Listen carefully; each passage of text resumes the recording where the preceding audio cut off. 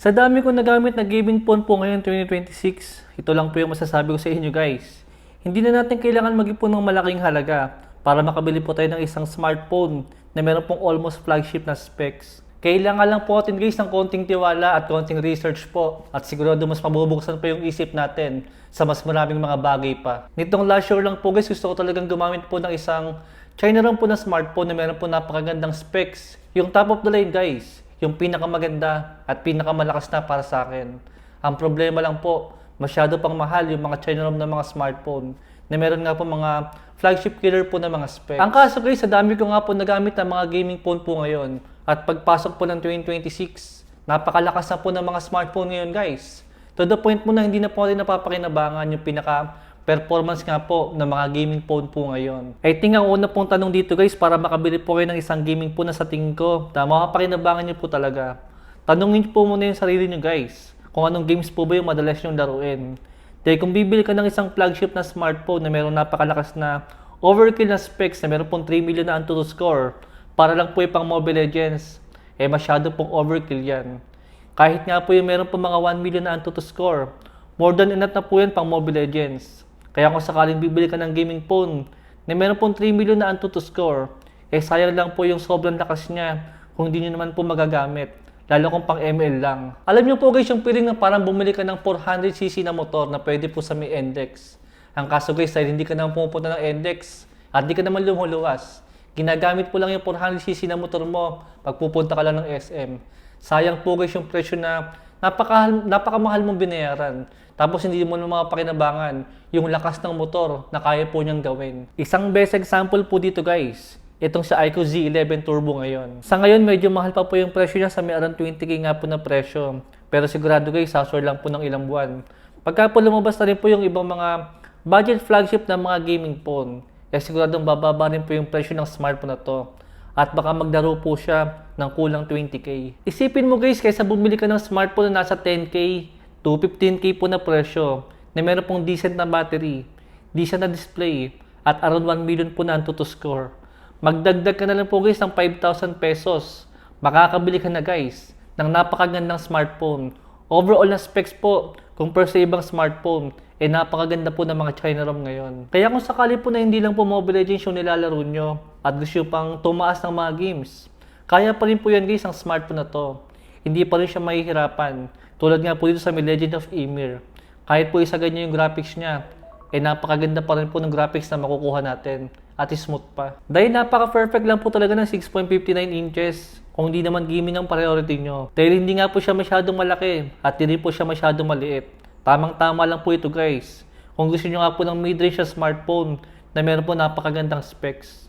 Ang kaso guys, masyadong overkill po talaga yung processor niya para gamitin lang po pang Facebook. Dahil hindi nga rin po siya mahihirapan sa mga ganitong klase ng mga games. Kahit po isagay nyo lahat ng graphics sa lahat ng games, hindi po ito mahihirapan guys. Sa totoo lang po guys, maninibago lang po kayo kung galing po kayo sa malaking display. Pero guys, pagka nagamit nyo ng ilang araw, siguradong di rin po kayo malilitan sa kanya. Pero kung sanay ka naman sa ganitong klase ng display, siguradong ma-appreciate nyo po yung ganitong klase ng smartphone. Dahil maliit man yung display niya, pero napakalaki naman ng battery niya guys, na meron pong 7.6 mAh siya battery.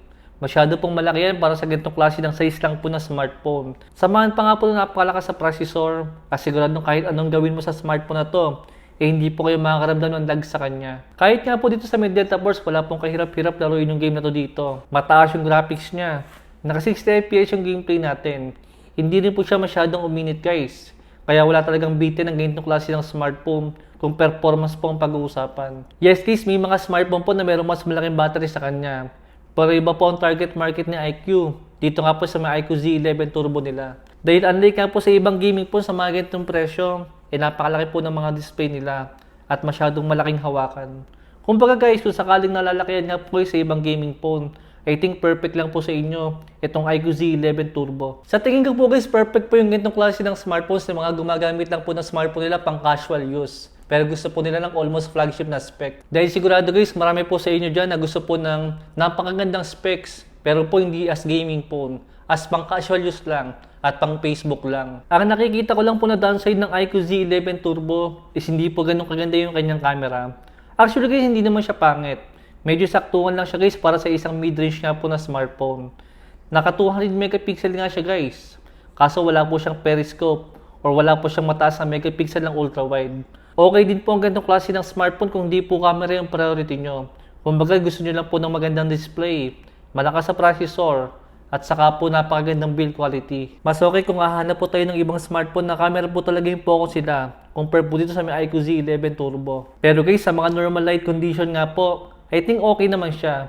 Satisfied naman ako sa may smartphone na to. Ganon din po sa may front selfie camera niya. Pwede na po ito para sa ganitong presyo ngayon. Kung hindi nyo rin naman guys priority ang camera. Dahil hindi naman po nakapokus ang iQOO Z series sa may camera. More on performance po ang focus sila. Dahil kung susulitin nyo po talaga pang gaming ganitong klase ng processor. Eto guys, kayang-kaya rin po niyang PC emulator. Ang kaso guys, kailangan nyo po ng fan cooler dito.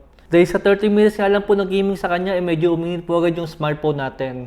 Maybe dahil nga po naka-emulator tayo. Dahil available na nga rin po pala siya sa may Play Store guys. Tingnan din po natin kung magkaiba po ba yung performance niya at yung makukuha po nating thermal. Compare po sa emulator at saka sa may Play Store. Ang nakakagulat dito guys, pagka nilaro nyo nga po yung nasa Play Store, mas malamig po yung thermal na nakuha ko sa kanya. Sa may 30 minutes din po na gaming.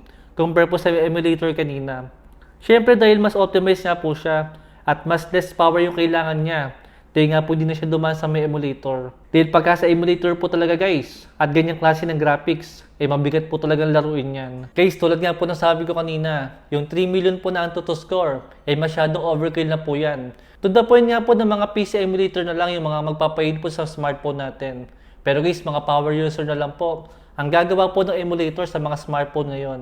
Pero kung nilalaro mo lang sa Play Store, hindi po mahihirapan ng mga kahit anong smartphone ngayon na meron kanyang klase ng Antutu score. Tulad po ng smartphone na to guys. Actually, nung unang na-review ko po yung smartphone na to, yung presyo po niya is nasa around 25k pa. Pero after nga lang po ng ilang buwan. Actually, wala pa nga pong 1 year yung smartphone na to. Pero yung presyo po niya guys, nasa around 15,000 na lang. Pero yung performance po na makukuha natin, napakaganda pa rin po guys. Para sa napakamurang presyo na. Kaya asahan niyo po guys, pagtungtong po ng bare months, sigurado yung presyo po ng smartphone na to, baka maglaro na lang po siya ng around 15k to 20k. Depende po sa sale na makukuha natin. Alam ko guys, mahal pa rin po yung ganyang klase ng presyo sa may around 15k nga po to 20k. Ang main point ko lang po, kung sakali nag-iipon ka pala ngayon at meron ka na po 10k ngayon at balak mo nang bumili ng isang smartphone na pang gaming, mas okay po guys na medyo maghintay ka pa. Maghintay ka pa ng ilang buwan. Dagdagan mo yung ipon mo at sigurado makakabili po tayo ng mas worth it po na smartphone after lang po ng ilang buwan kaysa magmamadali po tayo ngayon. Kaya para po sa akin itong ganitong klase ng smartphone, more than enough pa po ito para gamitin po as gaming phone. Dahil napakalakas na po ng mga processor ngayon. How much more po guys yung ibang smartphone ngayon na umaabot po ng 4 million.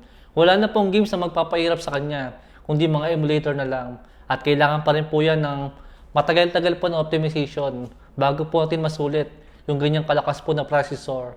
Actually nga po guys, even yung mga 2 million na mga Antutu score ngayon, sobrang lakas pa rin po niyan. At yung mga ganyang klase po ng smartphone is nagre-range siya lang po sa mga kulang 15,000 sa mga channel lang po ng mga smartphone. Yun lang po guys yung mabilis sa video natin. Palik lang po ako nakatulong. Thanks for watching.